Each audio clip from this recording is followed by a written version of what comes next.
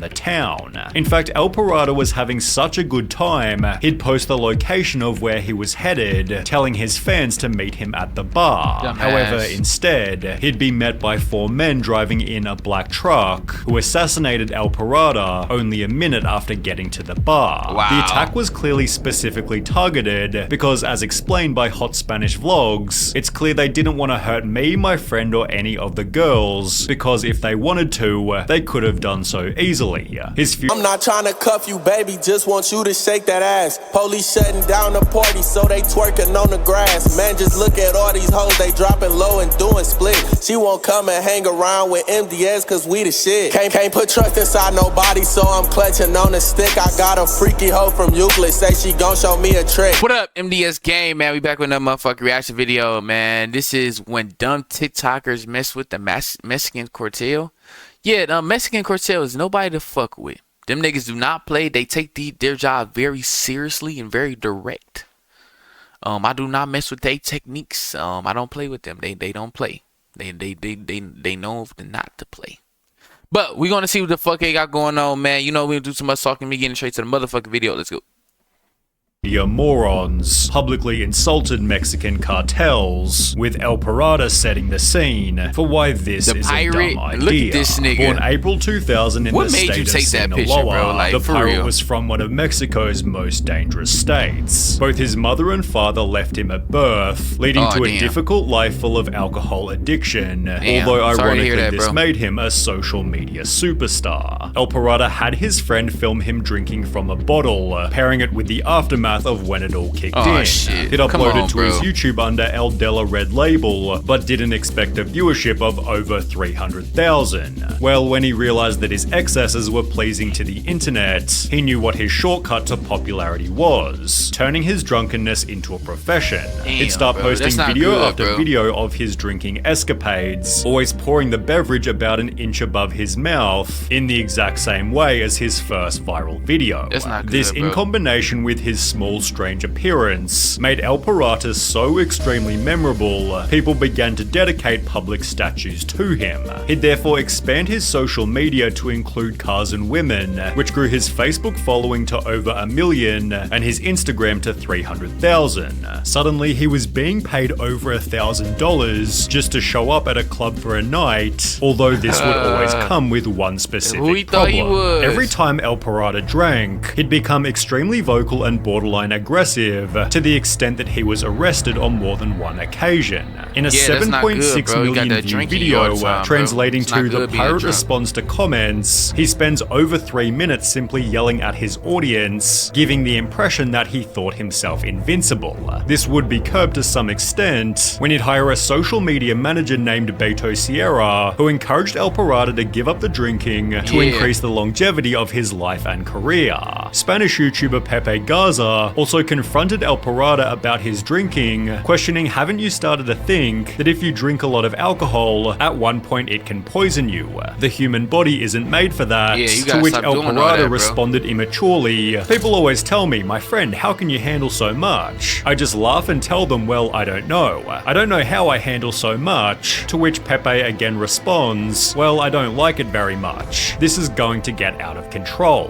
When he's then asked, where do you see yourself in 3 years' time, El Pirata admits that he wants to get sober and instead would like to have a career in music and leave behind this stage characterized by his drunkenness. I want to learn to sing now. That will be my motto. I want to be on stage, but singing and putting on a show. Taking steps to make this happen, he'd appear in music videos, which only further added to his image as a drinker, especially with a band member stating, there are a lot of people who criticize him, but the truth is that's why El Pirata got started, but it would also become the way that El Pirata ended. After yet another heavy drinking session, El Pirata was filmed insulting Mexican cartels, specifically with the phrase El Mencho suck my wiener. Oh shit.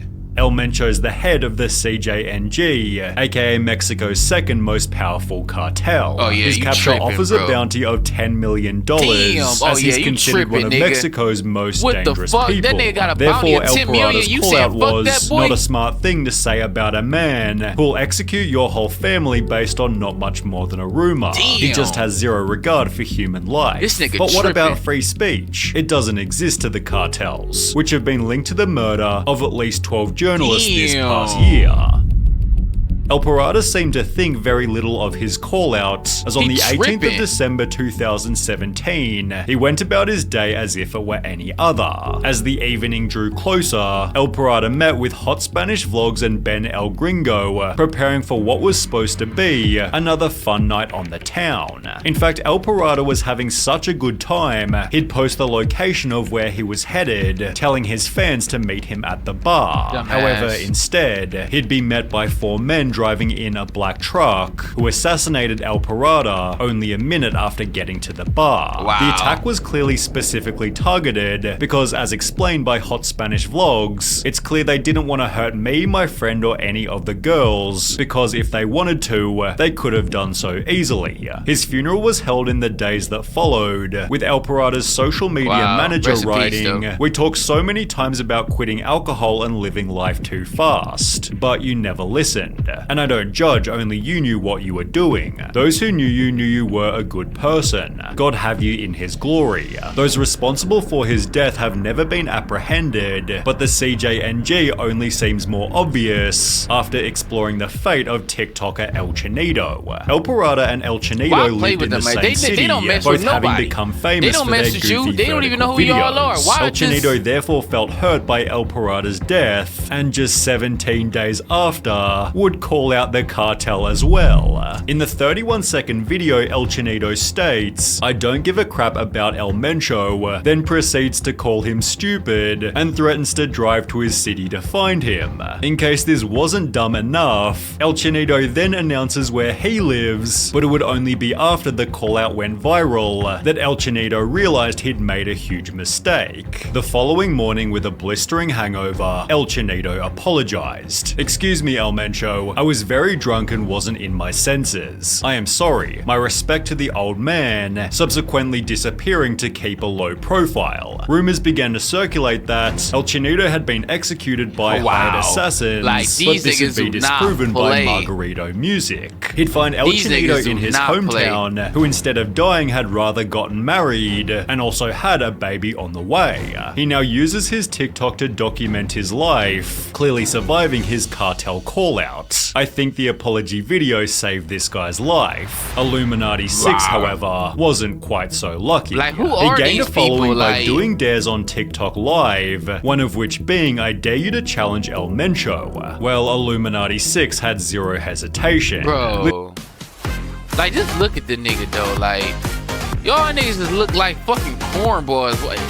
Bro, Listen they think here, life you is son a of joke, a bitch. boy. El Mencho, you can suck my wiener 100%. Oh my God, I bro. don't What's sleep up with like the El sucking Pirata dick or shit, El bro? Chanito. I'm immortal, untouchable. I made a pact with the devil. I came to this give you nigga fire, tripping. Mencho. I'm not scared to say this, I'll say it without the camera. Mencho can suck my balls. Yeah, this nigga tripping. The comments rolled in instantly. This man is already dead, just because they haven't warned him. This little boy has his days numbered. Not even the devil is going to save him. Illuminati 6 quickly realized his mistake and uploaded a second video begging for forgiveness. I'm sorry for what I said. I was not well. I was wrong. That day I woke up stupid. I didn't look at the consequences. I did that for followers. I apologize. We all make mistakes. Mencho, don't kill me. I have a family just like you, but this only added more exposure to his original cartel call-out. People began to joke, play the video of how they kill him. It would be great to see, but I don't think anybody expected that this would actually happen.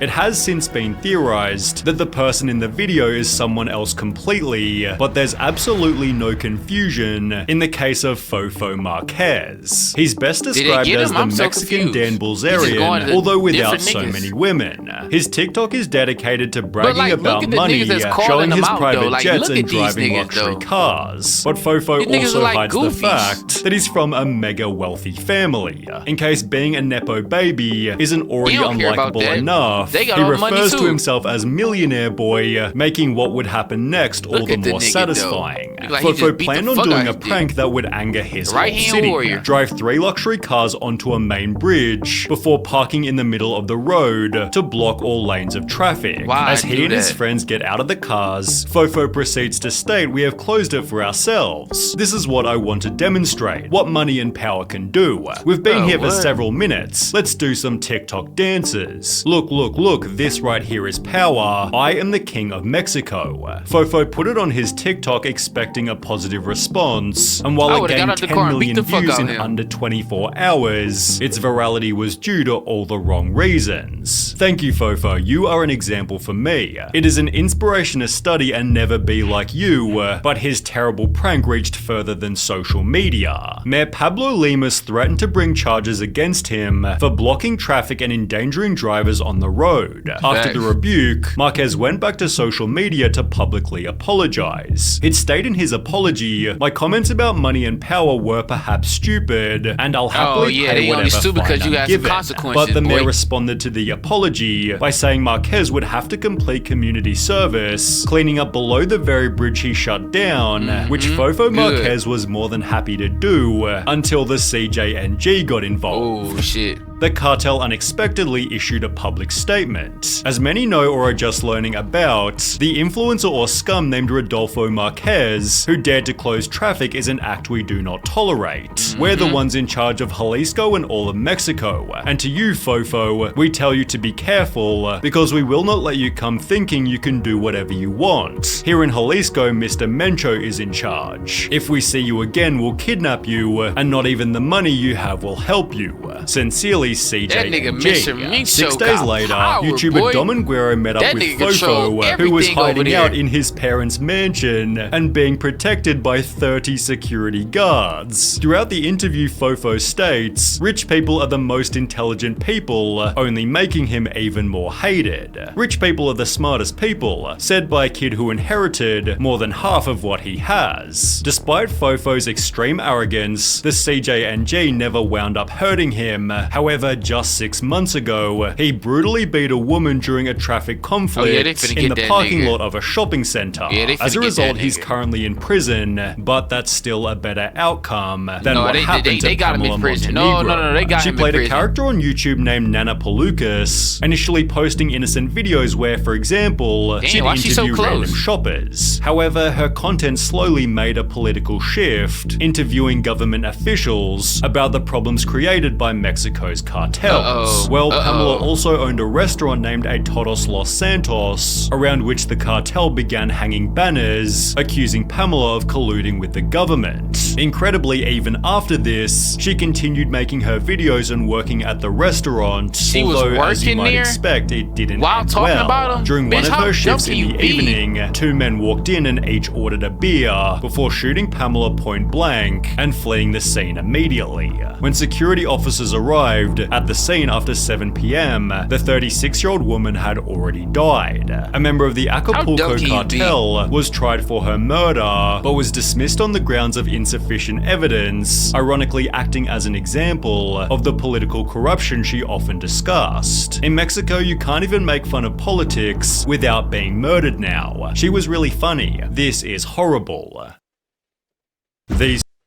I mean, dumbass people. Dumbass people. That's one set of people you just don't mess with, bro.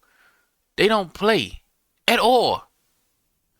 But make sure y'all like, comment, subscribe, man. MDS gang, you know, the bigs up and coming, man. We out. I'm not trying to cuff you, baby, just want you to shake that ass. Police shutting down the party, so they twerking on the grass. Man, just look at all these hoes, they dropping low and doing split. She won't come and hang around with MDS, cause we the shit. Can't put trust inside nobody, so I'm clutching on the stick. I got a freaky hoe from Euclid, say she gon' show me a trick.